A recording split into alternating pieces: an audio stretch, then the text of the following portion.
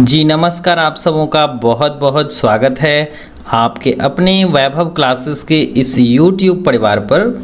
इसमें हम लोग देखने वाले हैं जो आपके तिलका मांझी भागलपुर विश्वविद्यालय, जो आपका बॉटनी ऑनर्स के जितने भी सारे कैंडिडेट्स हैं, खास करके जो न्यू सेशंस वाले हैं, CBCS पैटर्न्स पर जो आधारित आपका सेमेस्टर सेकेंड में जो है आपका जो इम्पॉर्टेंट प्रश्न पत्र पूछा जाता है शॉर्ट टाइप के क्वेश्चंस में, जिसमें हम लोग देखेंगे एंडो सिम्बायोटिक थ्योरीज क्या होता है। और ये थ्योरी जो दिया गया है वह ओरिजिन ऑफ यूकैरियोटिक सेल से संबंधित दिया गया है, क्योंकि यहाँ पर जो जीवों का विकास हुआ है कहीं ना कहीं प्रोकैरियोटिक्स जीवों से ही आए हैं।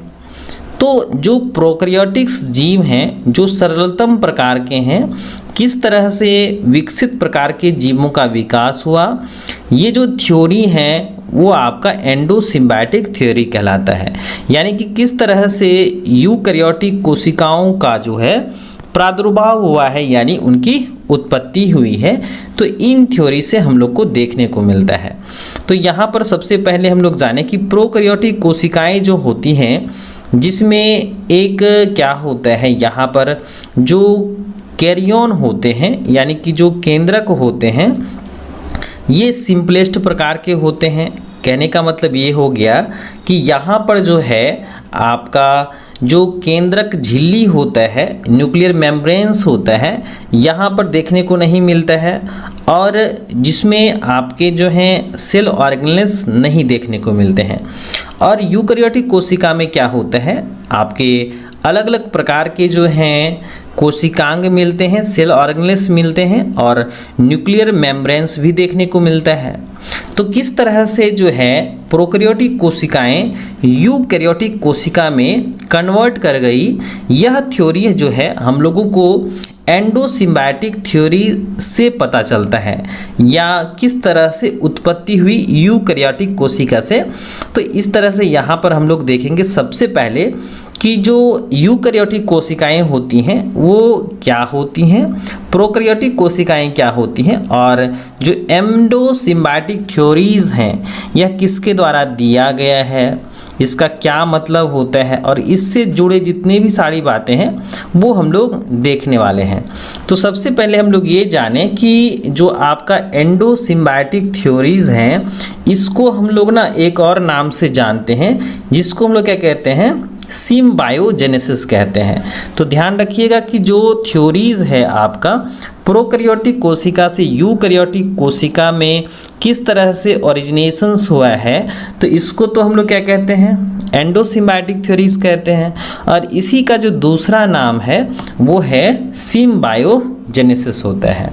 नेक्स्ट देखें कि यह उस सिद्धांत से संबंधित होता है जो प्रोकैरियोटिक जीव से यूकैरियोटिक कोशिका की उत्पत्ति का वर्णन करता है। कहने का मतलब ये हुआ कि यूकैरियोटिक कोशिका जो है किस तरह से ओरिजिनेट करा, किससे भाई, तो प्रोकैरियोटिक कोशिका से। यह हम लोग को एंडोसिम्बायोटिक थ्योरी से पता चलता है। नेक्स्ट देखें कि सिम्बायोजेनेसिस जो है, यह शब्द जो है दो शब्द से मिलकर के बना हुआ है। इसमें क्या आपका सिन का अर्थ होता है एक साथ, और बायोस का क्या अर्थ होता है, जीवन, यानी उत्पत्ति या जन्म किस तरह से हुआ है। नेक्स्ट देखें कि प्रोकैरियोटिक कोशिका किस प्रकार से यूकैरियोटिक कोशिका में बदली हैं, कन्वर्ट करी हैं, तो ये हम लोगों को इन्हीं थ्योरी से मिलता है। नेक्स्ट देखें कि एंडोसिम्बायोटिक थ्योरी जो होता है, इसके अनुसार जो माइटोकॉन्ड्रिया होते हैं, जिसको हम लोग power house of the cells कहते हैं, यानी कि जो कोशिका का ऊर्जा गृह होता है, दूसरा है आपका प्लास्टिड, है ना। यानी कि यहाँ पर ध्यान रखने हैं कि माइटोकॉन्ड्रिया की बात हो रही है और प्लास्टिड्स की बात हो रही है विशेष तौर पर। तो पूर्व में मुक्त जीवित प्रोकैरियोटिक कोशिका के वंशज हैं, जिनका एक अंग क्या हो गया, एंडोसिम्बायोसिस के दौरान अपने अंदर समाहित हो जाता है। मतलब कि जो प्रोकैरियोटिक कोशिकाएं थी, उन्होंने क्या किया, कुछ ऐसे सेल्स को इनगल्प किया, वो अपने शरीर के अंदर रखा, जिसमें माइटोकॉन्ड्रिया और प्लास्टिड्स थे। उसके बाद देखें कि इस सिद्धांत का प्रतिपादन सर्वप्रथम रूसी वनस्पति शास्त्री यानी कि बॉटनिस्ट थे कॉन्स्टेंटिन मेरिस्कोस्विकी ने किया था। बाद में जो है लिन मार्गुलिस नाम के वैज्ञानिक ने जो है 1967 ईस्वी में उचित सूक्ष्म जीव विज्ञानी प्रमाणों के आधार पर जो है उन्नत और प्रमाणित सिद्धांत प्रस्तुत किया। जैसा कि यहाँ पर आप देख सकते हैं कि एक प्रोकैरियोटिक कोशिकाएं हैं और वो क्या करती हैं, जो आपके माइटोकॉन्ड्रियल सेल्स होते हैं, प्लास्टिड्स होते हैं, उनको वो क्या कर लेती हैं, इनगल्प कर लेती हैं। तो इस तरह से जो प्रोकैरियोटिक कोशिकाएं जो थी यानी कि जो सरल प्रकार के जीव थे वो क्या हो गए, विकसित प्रकार के जीवों में कन्वर्ट हो गए, जिसमें कि आपका माइटोकॉन्ड्रिया हो गया, उसके बाद प्लास्टिड्स हो गया, वो उसमें क्या चला गया, यहाँ पर प्रेजेंट हो गया। उसके बाद नेक्स्ट देखें कि प्रोकैरियोटिक सेल्स जिसमें सत्य केंद्रक के साथ साथ केंद्रक झिल्ली नहीं पाई जाती हैं, जिसमें विभिन्न प्रकार की कोशिकांग अनुपस्थित रहते हैं। हम लोग बात कर रहे हैं प्रोकैरियोटिक कोशिका की जिसमें सच्चे प्रकार का केंद्रक नहीं होता है, कुछ कोशिकांग नहीं रहते हैं, जो समय के साथ साथ यूकैरियोटिक कोशिका में क्या हो गए, परिवर्तित हो गए। अतः कोशिका में केंद्रक और केंद्रक भित्ति का विकास, कोशिकांग की उत्पत्ति हो गई। तो यहाँ पर जो है मुख्य मुद्दा है ओरिजिन ऑफ माइटोकॉन्ड्रिया।